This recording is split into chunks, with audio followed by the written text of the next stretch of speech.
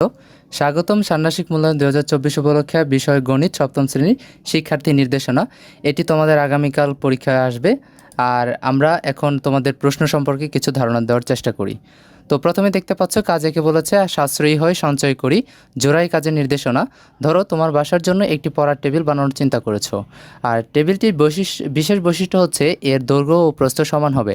টেবিলটি বানানোর খরচ তুমি তোমার প্রতি মাসের হাত খরচের টাকা থেকে সঞ্চয় করার মাধ্যমে সংগ্রহ করার সিদ্ধান্ত নিয়েছো। সঞ্চয়ের ক্ষেত্রে শর্ত হলো প্রথম মাসে যত টাকা সঞ্চয় করবে দ্বিতীয় মাসে ঠিক তার ততগুণ টাকা সঞ্চয় করতে হবে এবং পরবর্তী মাসে আগের মাসের সঞ্চয়ের সাথে প্রথম মাসের সঞ্চয়ের টাকা গুণ করে যত টাকা হয় সেই পরিমাণ টাকা সঞ্চয় করতে হবে। এক্ষেত্রে বিষয়টি এমন যে প্রথম মাসে যদি তুমি 3 টাকা সঞ্চয় করো তাহলে পরের মাসে তার 3 গুণ অর্থাৎ 3 × 3 এভাবে হচ্ছে সমাধান করে তুমি দেখাতে পারো হচ্ছে 32 সমান হচ্ছে 9 টাকা সঞ্চয় করতে হবে। তাহলে তোমার সহপাঠীর সাথে আলোচনা করে তোমরা দুজন প্রথম মাসে কত টাকা সঞ্চয় করবে তা ঠিক করে নাও। প্রথম মাসে একটি নির্দিষ্ট পরিমাণ টাকা সঞ্চয় করবে এবং ধারাবাহিকভাবে কয়েক মাস সঞ্চয়ের মাধ্যমে টাকা সংগ্রহ করে টেবিলটি তৈরি করবে। টেবিলের দৈর্ঘ্য ও ইঞ্চি হবে। উক্ত টেবিলটি বানানোর সম্ভাব্য খরচ হিসাব করে প্রথম মাসে কত টাকা সঞ্চয় করবে তা বের করতে হচ্ছে।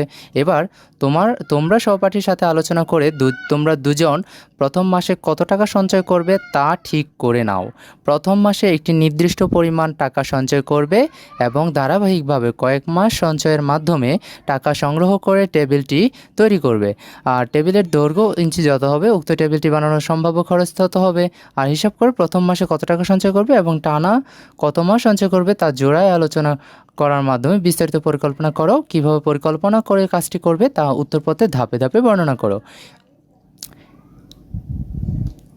এবার প্রত্যেকে নিজের খাতায় নিচের প্রশ্নগুলো উত্তর লিখে রাখো। 1. সঞ্চয়ের হিসাব ছক আকারে লিখো।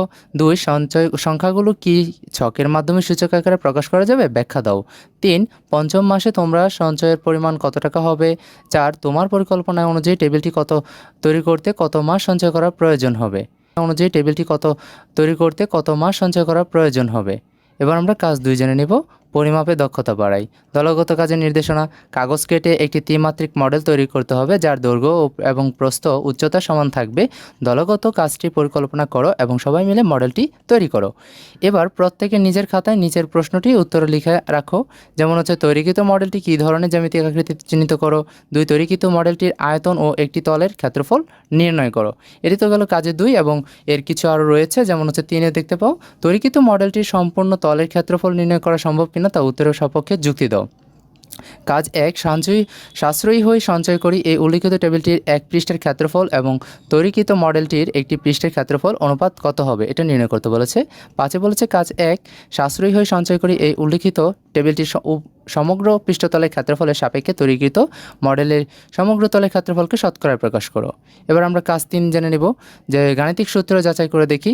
কাজ 1 বলেছে নির্দেশনা 1 দলগত কাজের মাধ্যমে তৈরিকৃত মডেলটির একটি পৃষ্ঠের সমান কাগজ কেটে নাও। এবার নিচের সূত্রগুলো থেকে লটারির মাধ্যমে প্রাপ্ত যে কোনো একটি সূত্র বেছে নাও। অতঃপর উক্ত কাগজটিতে রং করে একটি মডেল তৈরি করে মাধ্যমে সূত্রটি প্রমাণ করো। যেমন হচ্ছে সূত্রগুলো হলো a+b²। এগুলো তোমরা দেখে নাও। তারপর হচ্ছে কাজ 4 বলেছে জ্যামিতিক আকৃতি বুঝিয়ে পরিমাপ করি। একক কাজ বলেছে নির্দেশনা A4 সাইজের অথবা আয়তাকৃতি এক টুকরা কাগজ নাও। কাগজটি কর্ণ বরাবর কেটে 2টি অংশ ভাগ করো। এই অংশগুলোতে কোণ চিহ্নিত করো। তারপর হচ্ছে কেটে নেওয়া 2টি অংশের কোন ধরনের জ্যামিতি আকৃতি নির্দেশ করে আকৃতি 2টার বৈশিষ্ট্য লিখো। আর চাঁদার সাহায্যে যে কোনো একটি আকৃতির কোণগুলো পরিমাপ করে যোগফল নির্ণয় করো।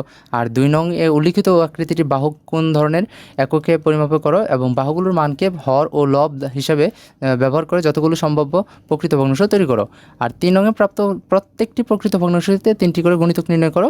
আর 3 নংয়ে প্রাপ্ত প্রকৃত ভগ্নাংশগুলোকে সমহর বিশিষ্ট ভগ্নাংশ রূপান্তরের মাধ্যমে লসাগু নির্ণয় করো। সুপ্রিয় শিক্ষার্থী, এই ছিল তোমাদের আগামীকালকের